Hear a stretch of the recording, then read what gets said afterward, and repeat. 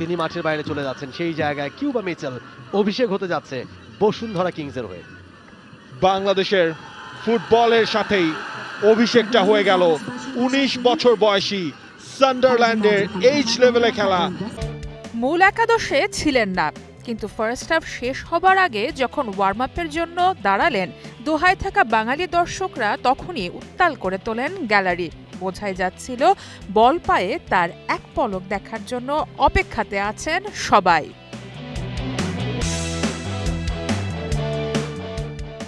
ম্যাচের ৬৫ মিনিটে বসুন্ধরার ৮৮ নম্বর জার্সিতে মাঠে পা রাখেন কিউবা মিচেল।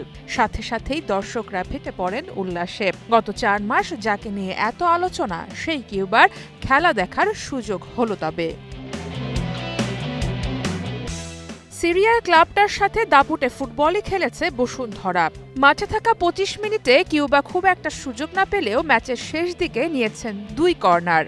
৮৫ মিনিটে দুর্দান্ত কর্নার শটটা খুঁজে নেয় রাকিবকে। এই কর্নারের ঝলকই বলে দিয়েছে নিজের ফুটবল ভিতটা গড়েই এসেছেন কিউবা।